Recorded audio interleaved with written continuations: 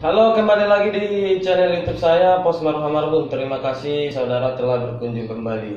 Di video kali ini saya akan membahas tentang sebuah peristiwa berita yang viral kemarin sekitar 7 hari yang lalu, yaitu terkait aborsi ilegal di Jakarta Pusat.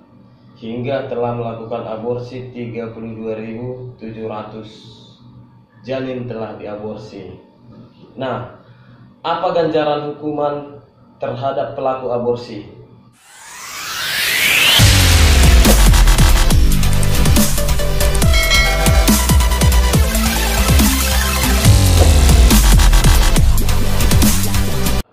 Apa itu aborsi? Jadi berdasarkan Kamus Besar Bahasa Indonesia, aborsi itu adalah menggugurkan kandungan atau janin. Jadi sejatinya aborsi ini telah diatur di undang-undang atau di peraturan undang-undang kesehatan, yaitu Undang-Undang Nomor 36 Tahun 2009 tentang kesehatan. Jadi pada pasal 75 ayat 1 2009 tentang Undang-Undang Kesehatan, pengecualian terhadap larangan aborsi ada dua, yakni satu, aborsi dapat dilakukan ketika satu, kedaruratan medis atau deteksi dini kedaruratan medis sejak terjadi kandungan itu yang berhubungan dengan keselamatan si ibu atau si janin dan tidak memungkinkan si bayi tersebut hidup di luar kandungan. Dua, perlakuan pemerkosaan. Jadi ketika dua hal ini terjadi, itu bisa dilakukan aborsi. Tapi dalam melakukan aborsi ini kawan-kawan harus telah melalui konseling, yang dimana konseling ini dilakukan sebelum dan sesudah melakukan aborsi. Nah, dalam hal melakukan aborsi ini harus dilakukan terlebih dahulu konseling kepada orang yang berkompeten atau orang medis. Nah, syarat-syarat berikutnya untuk dapat dilakukan aborsi ini adalah satu, usia kandungan tidak lebih dari 6 minggu.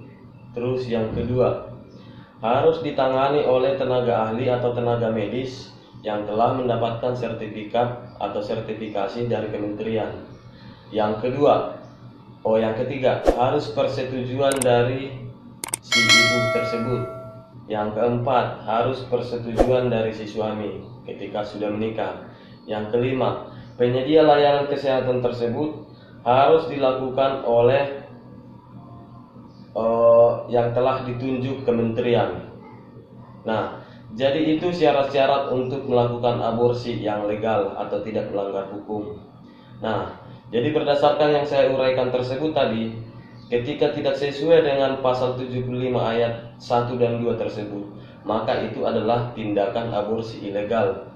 Di dalam pasal 194 Undang-Undang Nomor 36 Tahun 2009 tentang kesehatan disebutkan bahwa tindakan aborsi yang tidak sesuai dengan pasal 75 ayat 1 tersebut, maka akan dipidana penjara paling lama 10 tahun dan denda paling banyak 10 miliar. Nah, terkait hukuman pidana ini berlaku bagi si tenaga medis dan si ibu yang melakukan aborsi.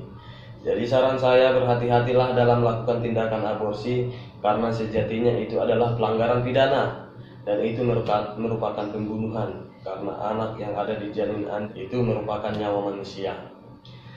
Jadi terima kasih telah berkunjung ke channel saya.